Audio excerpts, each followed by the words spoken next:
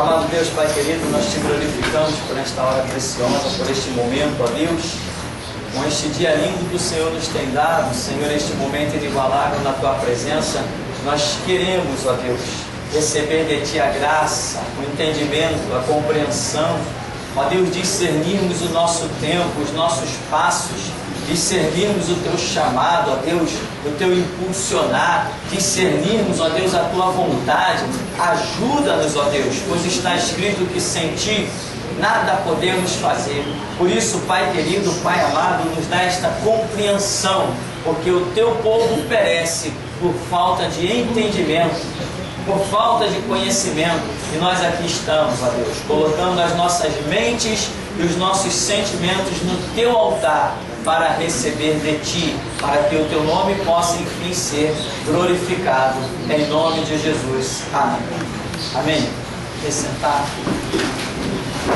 Hoje eu queria falar um pouquinho sobre o contexto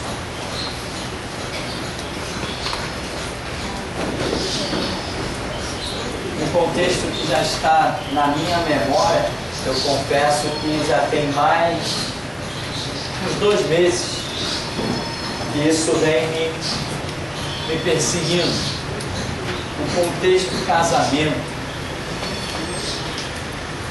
porque eu já vi, continuo vendo muitos ministérios, como eu sempre prego, ministérios que naufragaram pela falta de entendimento disso aqui. E também, não só ministérios, mas próprios casamentos que naufragaram pela falta de entendimento. Porque nós já temos visto que, biblicamente, sempre, invariavelmente, quando Deus organiza uma instituição, e quando se fala de instituição, nós não falamos de uma pessoa. Instituição é aquilo que tem sempre mais de um envolvido. Nós temos visto, não tem jeito, não tem como fugir disso. Sempre que Deus organiza uma instituição, Ele levanta o quê? Liderança ou cabeça, né? Como nós costumamos chamar, uma cabeça-chefe, uma liderança. Irmão, não tem como fugir disso.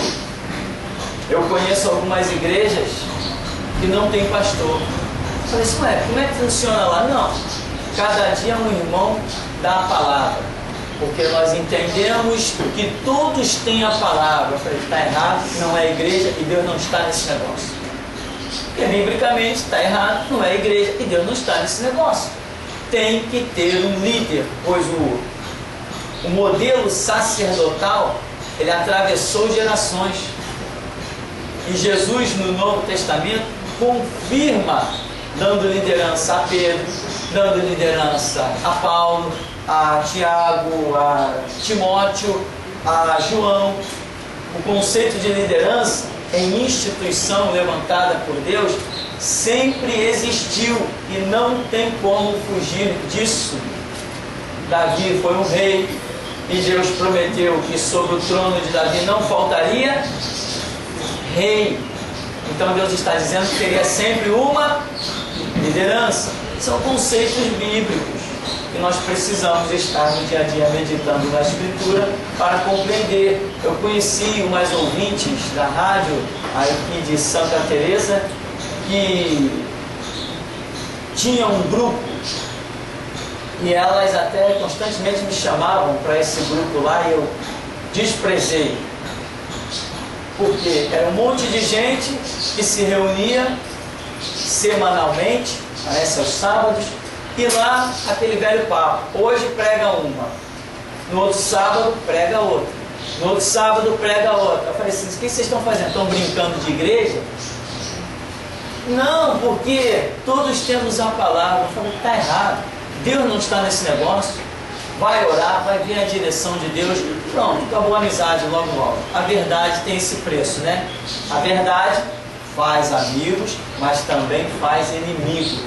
Não esqueça disso, tá, irmão? A verdade faz amigos, mas também faz inimigos. Jesus fez amigos só? Jesus fez muitos inimigos, não fez? Então, instituição tem liderança e tem as demais organizações. Imagina uma grande empresa. Se Jesus fosse hoje fundar uma empresa, ele ia chamar todo mundo para a mesma posição? Vamos imaginar Jesus abrindo um supermercado. Aí Jesus põe lá, precisa-se de funcionário para o supermercado. Vem! Aí vai lá uma fila na porta de Jesus. Aí Jesus chega, olha, você vai ser o meu gerente. Você vai ser caixa do meu supermercado.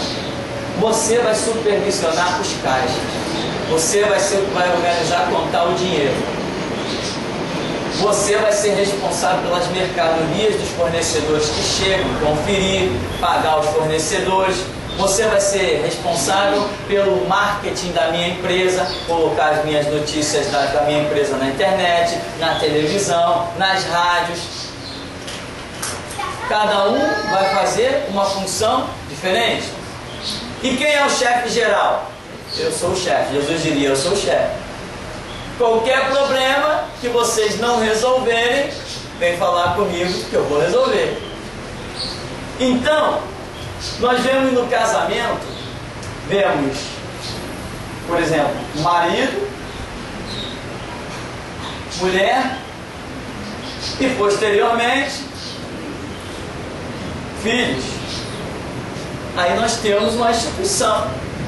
Todos têm uma função dentro da casa. Enquanto os filhos estão debaixo do teto dos pais, vão ter que se enquadrar em algum ponto. Os filhos não farão o papel da mãe, nem do pai. E nem o pai faz o papel dos filhos. Os filhos têm seus papéis, ou não têm? Casa que filho não tem os seus papéis é uma bagunça. Filho faz o que quer, né? Aí tu chega lá na cozinha, tem um cobertor. Daqui a pouco tu vai no quarto, tem caderno para tudo que é canto. Não, cada um tem a sua função para o bom andamento da casa. Amém? Tem casa por aí que você não sabe onde é a cozinha. Será que eu entrei na cozinha? Aqui é a cozinha, né? Ou então você vai, será que aqui é o banheiro mesmo? Que tá? Ah, não, sabe como eu tenho 3 filhos? Não, tem 3 filhos fora dos padrões. Casa tem regra, e como tem regra. Então, meu irmão, vamos voltar aqui para a questão casamento. Lá em Gênesis 2, o quê?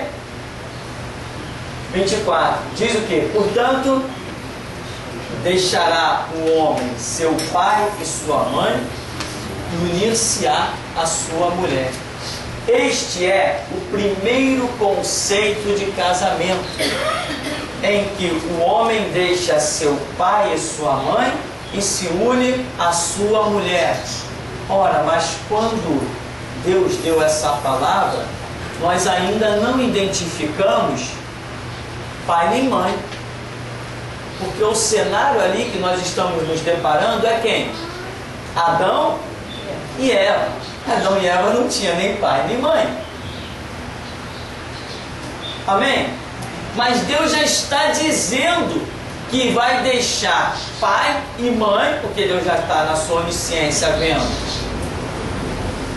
a hereditariedade, e vai se unir na sua mulher. Primeiro conceito de um casamento que possa vir a ser bem sucedido é esquecer que tem papai e esquecer que tem mamãe. Ou seja, dentro do conceito casamento não cabe o pai tem que ficar de fora, a mãe tem que ficar de fora.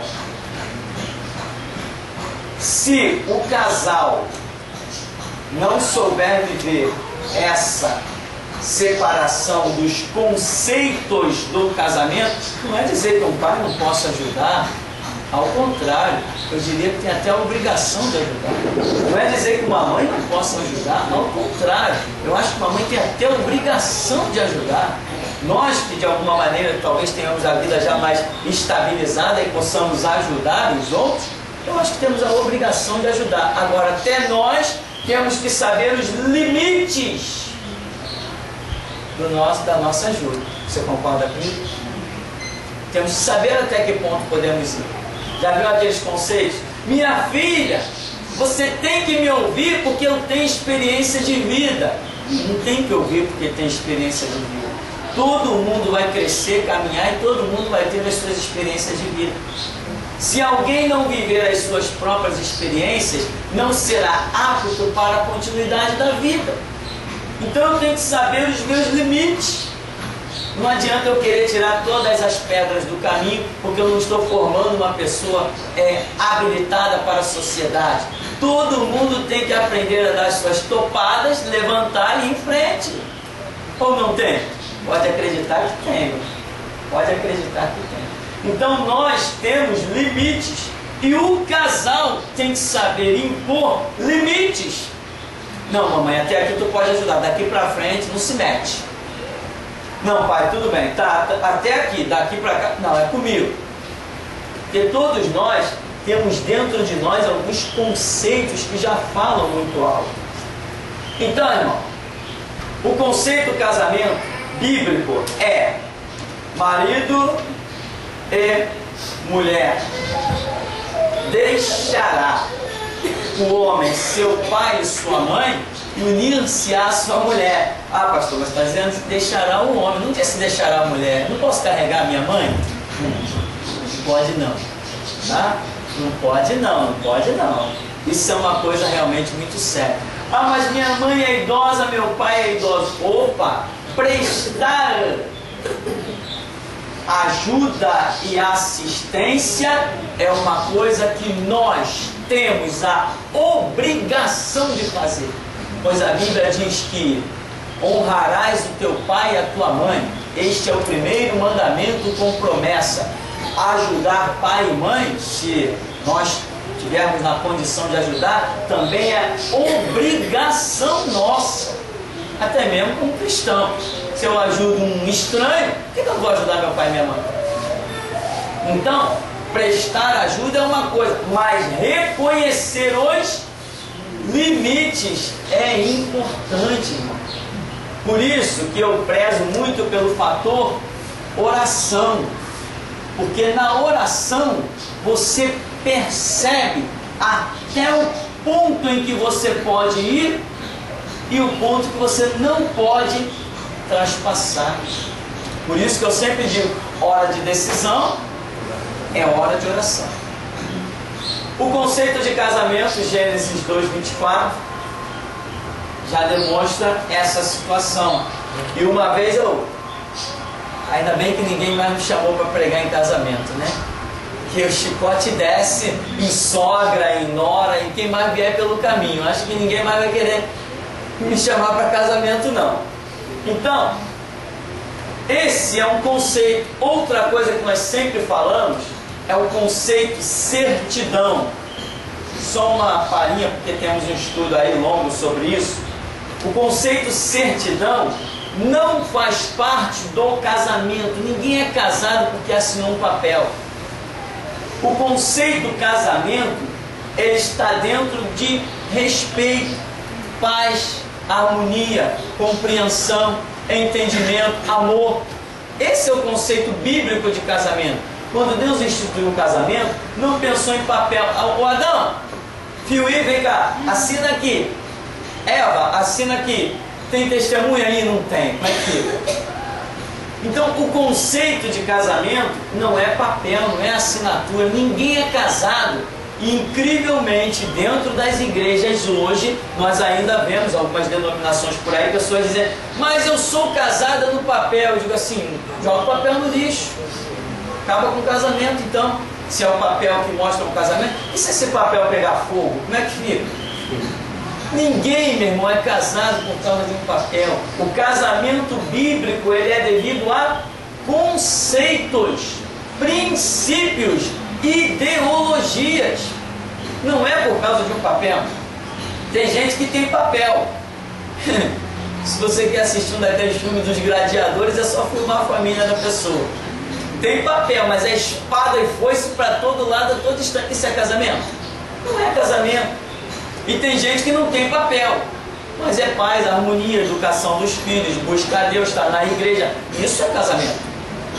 Então, eu quero deixar claro essa caminhada nossa hoje aqui. Se você tiver a sua pergunta, nós vamos caminhar um pouquinho dentro desses conceitos de casamento. Vamos falar algumas coisas que talvez uns se agradem, talvez outros se desagradem, mas vamos falar. Tudo será usado como motivo de reflexão. Tem dúvida? É só orar. Amém?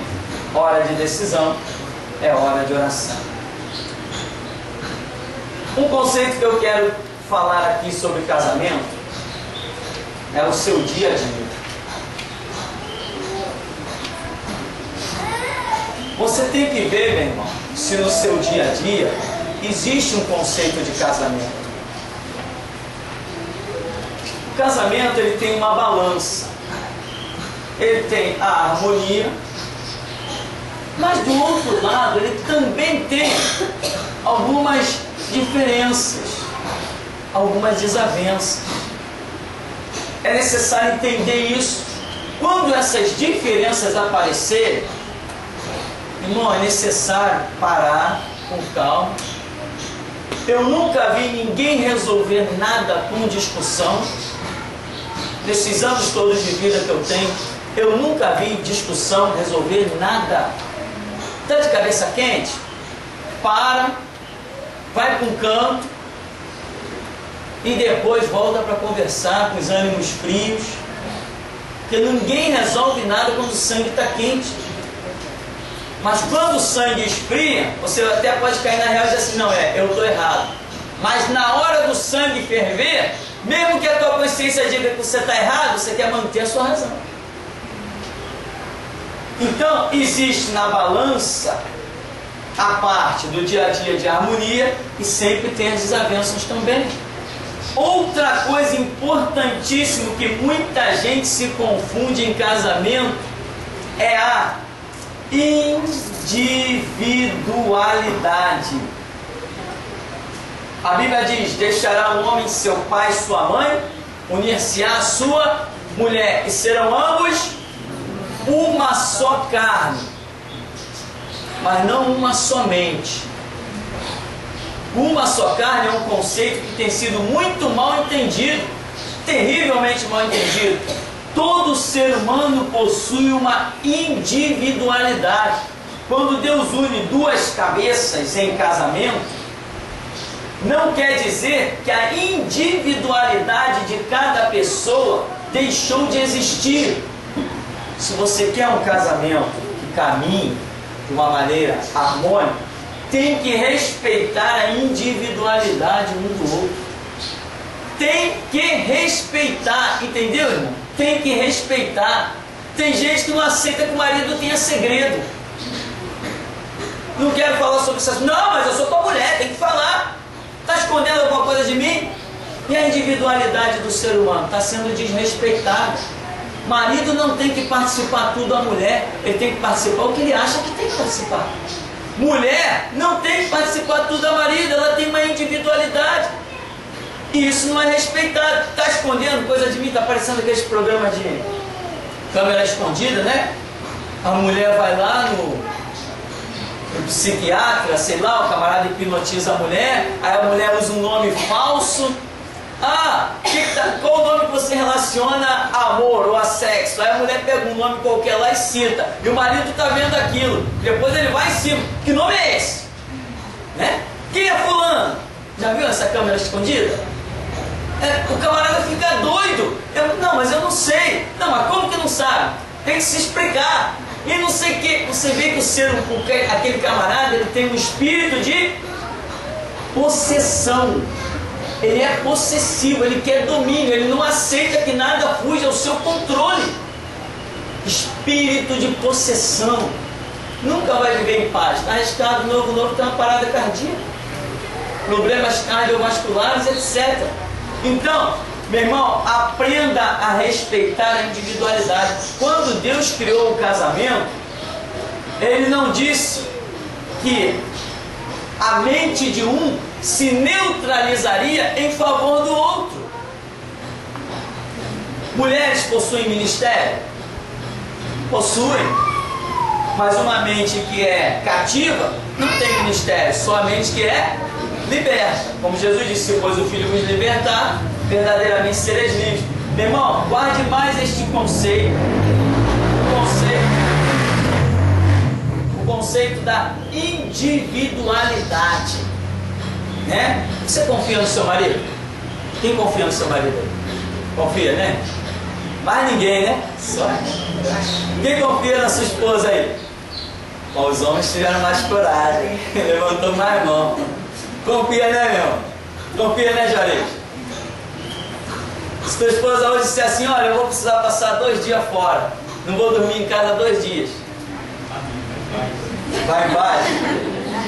Confiança, respeito à individualidade. Muita gente, eu confio no meu marido. Confia o quê, meu irmão? Confia. Se o marido disser assim, ó, hoje eu vou precisar sair à noite, só vou voltar daqui a 2 dias. Quando eu voltar eu converso contigo. Duvido se não vai ter disco voador, prato na cozinha. Duvido, meu irmão. Não tem essa confiança. Por quê? Deveria. Não respeita a individualidade. Já viu aquele assim, depois eu falo contigo? Não, fala agora. Não há respeito à individualidade. Isso aqui já é um problema. Porque o ser humano não aceita ser dominado. Ele quer ter o conceito de liberdade. E ele se vê alguém querendo tolir a liberdade dele.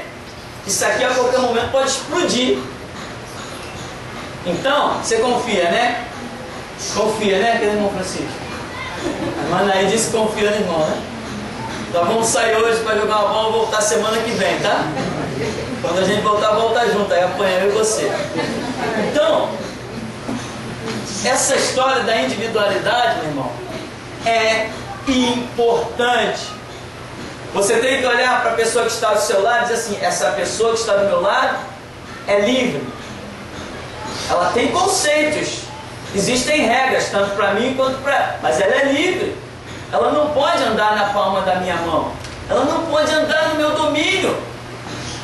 A gente vê aí casaizinhos de namorado, tem os vizinhos aí e tudo mais. Casaizinhos de namorado, a menina com 14, 15 anos, já convivendo dentro da casa do rapaz, não sei o que, roda de motoca, não sei o que lá. Daqui a pouco você vê a menina com 14 anos batendo na cara com um rapaz de 16 anos. E o camarada vai empurrando aquele relacionamento, vai empurrando. Onde vai dar isso? Vai dar na polícia, né? Cadê o Samuel? O Samuel tá aí, não. Samuel diz assim que casamento começa onde? O casamento começa no hotel e termina na pensão. Na pensão.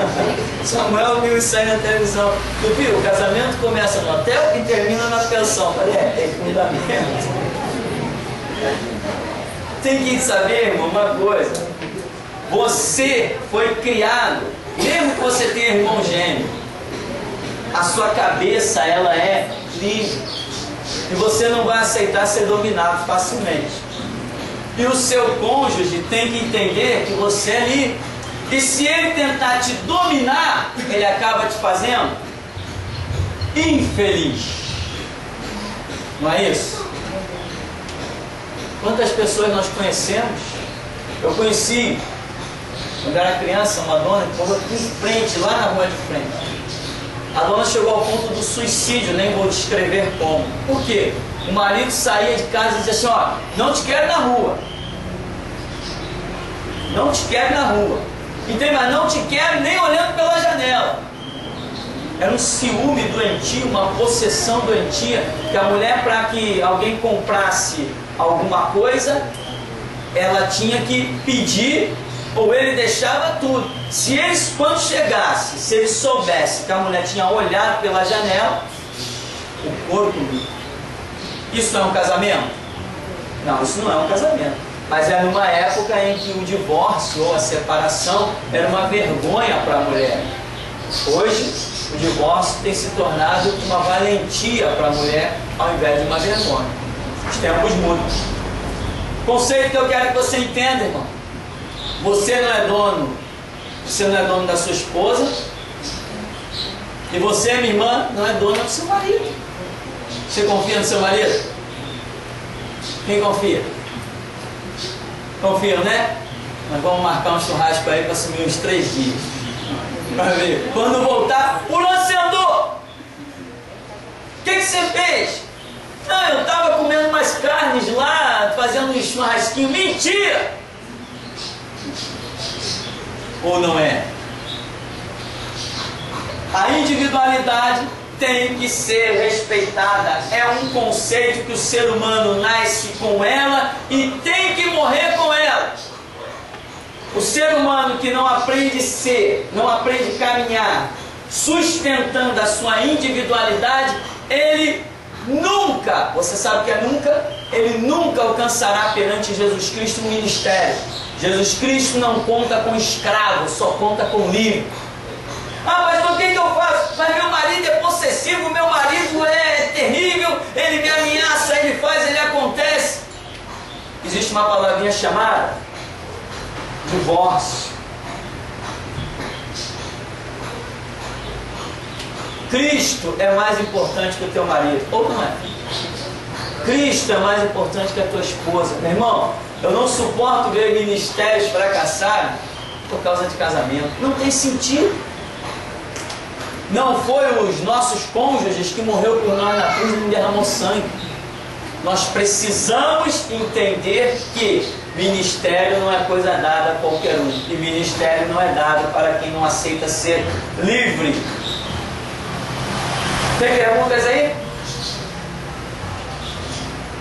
Quando eu falo de divórcio, eu não estou me referindo a papel não, tá? Estou me referindo a um conceito de liberdade. Há uns dias atrás ligou uma dona para cá, hoje ligou de novo. O que vocês ensinam aí sobre o conceito de casamento? Eu não sei o que falou lá, deslanchou sobre o marido dela lá.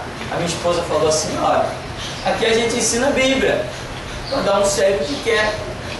Ah, mas vocês não chamam para dar conselho e não sei o quê, porque na minha igreja não sei o quê. A minha esposa falou assim, na sua igreja seu pastor é um desocupado, tem tempo para isso. Nós não temos tempo para isso não. Ensinamos a Bíblia, quem quer seguir segue, quem não quer seguir não segue. O conceito cristão é para quem está aprendendo a Bíblia, aqui tem ensino para isso.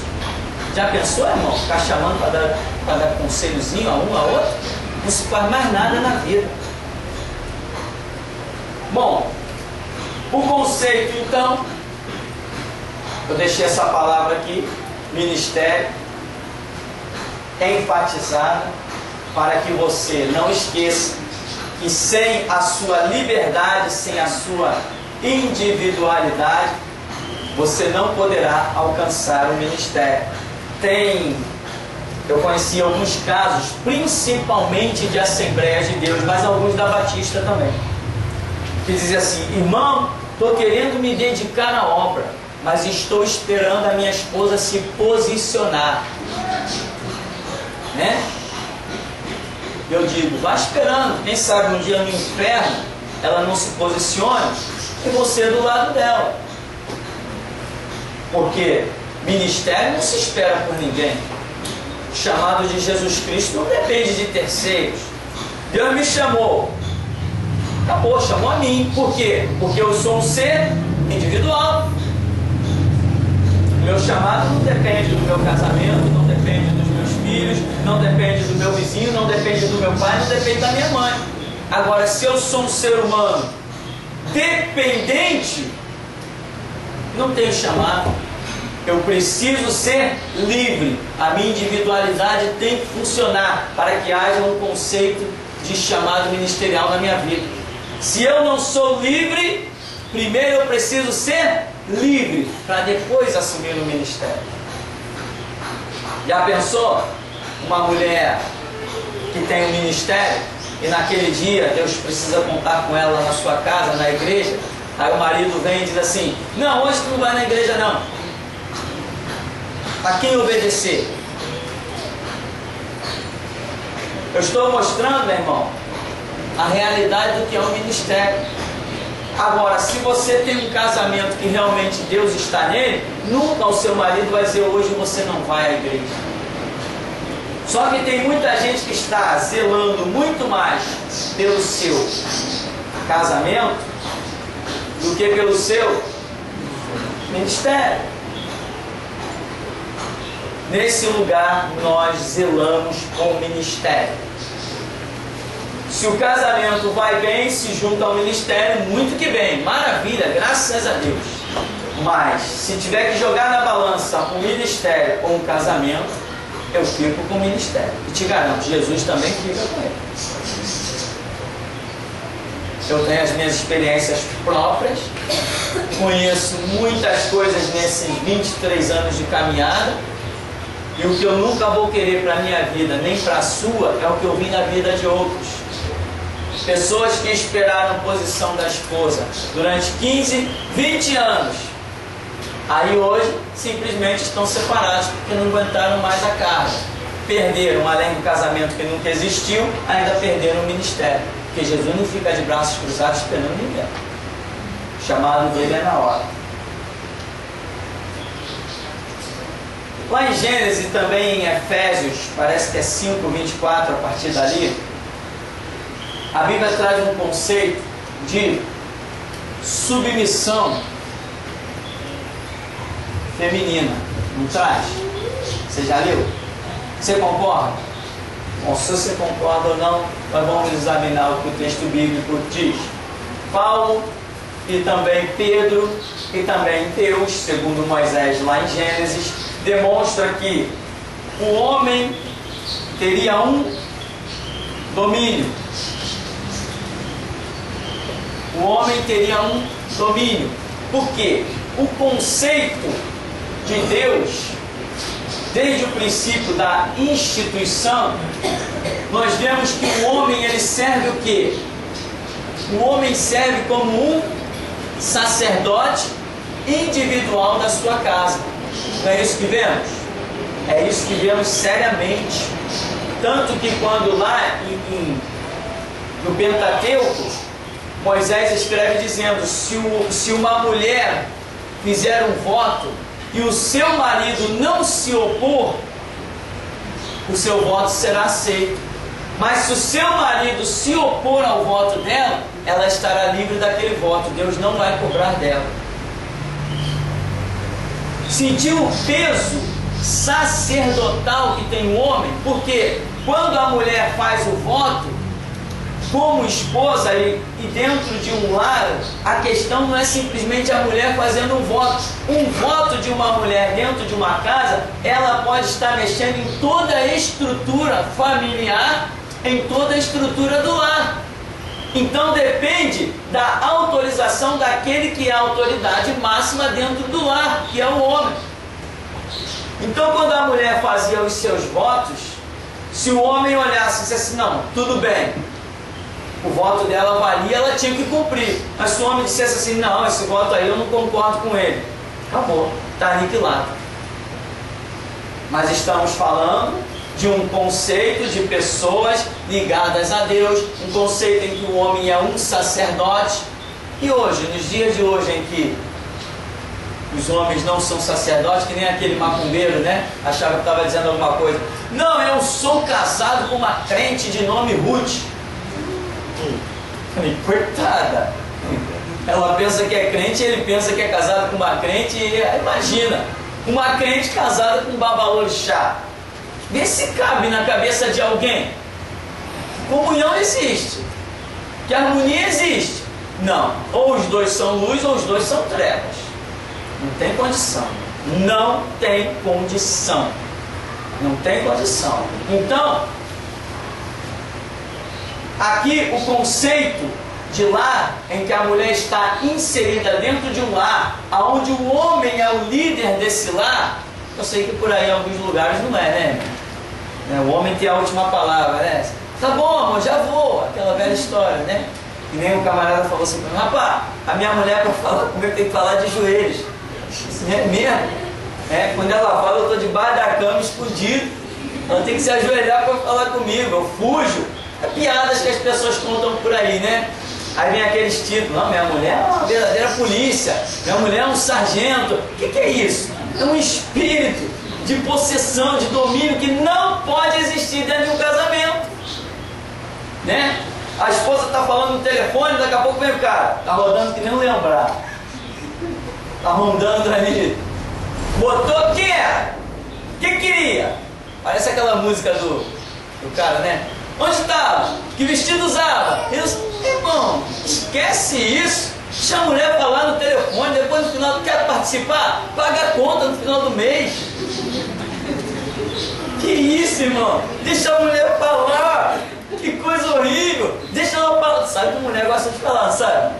Deixa ela falar que, ó, depois que ela sai do telefone, vai para os beijos e abraços que vai ter uma mulher linda, solta, descarregou tudo. Irmão, deixa a mulher falar, né? Aí, às vezes é o contrário, né? A mulher tá lá na cozinha, o homem tá lá no quarto. Tititi, pá, pá, pá. Porque tem um também que fala. Pá, pá, pá, pá, pá. Daqui a pouco ele acha que a mulher nem tá sabendo que ele tá no telefone. Quando ele bota, já tá lá atrás. Quem era? Quem era o quê, irmão? Que isso? Tá desrespeitando a individualidade, tá desrespeitando conceitos. Você não tem que, todo mundo que está no telefone, você tem que trazer o caso para dentro de casa. Às vezes o homem está resolvendo um problema, está de cabeça quente, não quer tocar mais no assunto, já se estressou no telefone e a mulher quer que ele continue aquele mesmo assunto que ele está abominando. Vai dar problema, vai dar discussão. Individualidade tem que ser respeitada. Já pensou o marido chegar em casa depois de... Não apareceu na noite, só apareceu no outro dia. E dizer assim, olha, eu estive num lugar, tá tudo bem, tá tudo em paz, mas eu não quero nem tocar no assunto, vamos tocar a vida daqui pra frente. Duvido. Não, quero saber onde você esteve. Com quem você esteve. Quero prova. Identidade, CPF, comprovante de residência, cartão de crédito, cadê o cartão? Não. Não dá certo. Isso é um ciúme doentio. E a Bíblia, de certa forma eu entendo, condena esse ciúme. Esse negócio de ciúme não é um verdadeiro amor. Não tem confiança onde tem ciúme. Ou tem? Tem não. Já pensou? Tem maridos aí que sai para fazer trabalho e fica 15 dias fora.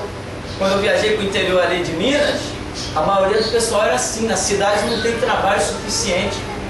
Os maridos têm que sair, meu irmão. Eu fui numa casa uma vez visitar, que a mulher disse assim, meu marido está fora 28 dias. Falei, caramba, como é que essa pessoa vive? E eu não sabia da situação, de repente Deus me deu uma visão, dentro da casa da dona, aonde mostrava um cesto dourado e um pão enorme. E essa visão ia caminhando, caminhando, e até ir para cima de uma mesa dentro de uma cozinha. Aí eu olhei aquela visão e eu falei assim, irmã, assim te manda dizer o Senhor, o pão na tua casa não vai faltar. Aí ela disse assim, pastor, meu marido já está fora há 28 dias e eu não sei o que vou dar aos meus filhos para comer amanhã. Eu falei, o Senhor está dizendo que o pão não vai faltar. Então, imagina a situação dessa. Já pensou o cara depois que chega de uma viagem dessa, dirigindo carreta, estressado, aturando o patrão? Aturar o patrão é uma boa, né? Até a gente ser liberto desse sistema aí, meu irmão, é terrível. Tu entra como eu entrava numa agência bancária. Já pensou? Você entrar numa agência bancária, você entrar numa empresa de ônibus, trabalhar 8, 12, 14 horas num dia, volta para casa e a mulher quer satisfação. Por que você saiu essa hora? Todo mundo trabalha 8 horas, por que trabalha 12, 14? Imagina, o cara não quer nem ouvir falar em empresa. Ele não quer nem saber que amanhã ele vai ter que ir para uma empresa. E a mulher quer detalhes, detalhes, detalhes. Meu irmão, esse é um casamento que fatalmente chegará ao fim. As coisas, elas vão saturando, saturando, saturando. Daqui a pouco o cara chega, eu vou jogar tudo pro alto. E joga. Vai à luta. Eu conheci um camarada que a mulher era possessiva. E ele dizia, mas minha mulher tem um ciúme doentio. E ele dizia assim, é que meu filho é pequeno. Assim que meu filho tiver mais individualizado, entendendo as coisas, eu vou embora. E isso a criança tinha 8 anos. Quando a criança deu 14 anos, ele arrumou as malas e foi. Esperou esse tempo todo por amor ao filho. Quando o filho, ele achou que o filho já ia entender e tal, etc., ele arrumou as malas e foi. Ninguém suporta viver sob pressão. Ninguém, irmão, anota isso. Ninguém suporta viver sob pressão. Gosto de dar um conceito para as irmãs. Irmãs, olha, muitos maridos aí vão deixar vocês falar à vontade no telefone. Mas maneira, tá? Porque a conta no final do mês nem grande. Então, tem que dar liberdade, tem que viver livre, irmão. Serve a Cristo com amor, com alegria, com paz. Para com essa possessão, né? Ó, eu vou ali, vai aonde? Vai fazer o quê? Eu vou ali e já volto. Não, vai fazer o quê? Por que você vai lá? Não é real. Não é real. Pelo menos na minha cabeça, não é real. Não é real. Às vezes a minha esposa diz assim, vou passar lá uma semana lá em Minas. Irmão, quando volta eu não pergunto nada. Se ela quiser contar alguma coisa, contou. Se ela não quiser contar, não contou. Eu não pergunto nada. Não é que eu não me interesse. Às vezes a minha pergunta é o seguinte, e aí o pessoal lá tem ouvido as mensagens? Tem testemunho? Eu me preocupo nessa parte espiritual. Não quero saber com quem ela falou, se algum homem cantou ela, a outra coisa. O que me interessa se algum homem cantou a minha esposa ou não? Me interessa a postura dela, se ela é firme, se ela é constante. A dos homens aí no mundo a gente já sabe qual é. Nós temos que nos preocupar com os conceitos cristãos nossos, não com os conceitos do mundo aí. Então, meu irmão, aqui em Efésios, em Gênesis, demonstra que há do homem um domínio, porque toda instituição tem que ter um cabeça, uma liderança. Então é necessário você compreender isso, neste primeiro tempo, antes do nosso intervalo. Compreenda que, se Deus colocou você junto com o seu marido para edificar um lar e gerar filhos e principalmente servi-lo, adorá-lo, né? Cumprir os propósitos dele na terra, que são tão rápidos, tão passageiros, são tão rápidos esses propósitos na terra, graças a Deus são rápidos. Então é para que haja compreensão. Cada um dentro do casamento tem a sua posição, mas eu já peguei, né, homens e mulheres que eu vi esse casal, jovens, né? Jovens. Eu disse assim, esse casal não vai adiante. Porque eles diziam assim, não, nós vamos nos casar e nós vamos sempre tomar as decisões juntos. Isso é piada. Não existe decisão junto. Porque Deus instituiu liderança. Não existe decisão junto. Então a mulher tem que ver os conceitos de Deus e se curvar a seu marido, se aquele lar está vivendo os conceitos de Deus. Se o lar, se as atitudes do seu marido não estão dentro dos conceitos de Deus, ela não tem um casamento. Ela vai ter que orar e ver a direção de Deus e saber a atitude que ela vai tomar. Procurar saber que atitude vai tomar. Porque se ficar sendo obrigada a seguir conceitos que não são de Deus, ela não vai herdar o reino de Deus. Porque os conceitos de Deus são para aqueles que conhecem, o reino de Deus é para aqueles que conhecem seus conceitos e seguem os conceitos de Deus, né? Imagina uma mulher casada com um babalorixá. Que conceito de Deus ela segue? Complicadíssimo, complicadíssimo. Homem satanista, homem que invoca o diabo, e a mulher está ali submissa. Como pode uma coisa dessa? Isso é um falso casamento, isso é uma falsa paz, uma falsa harmonia. Não tem como. Não tem condição. E a Bíblia, desde Gênesis, já adverte ao povo de Deus a não se colocar em jugo desigual, né? E Paulo ainda diz assim, que comunhão tem o fiel com o infiel. Não tem como. Como é que uma mulher pode ir para a igreja, invocar a Deus, chega dentro de casa, a autoridade é aquele que invoca o diabo? Será que não tem demônio dentro daquela casa? Será que ela vive mesmo em paz? Complicadíssimo de definir uma situação dessa.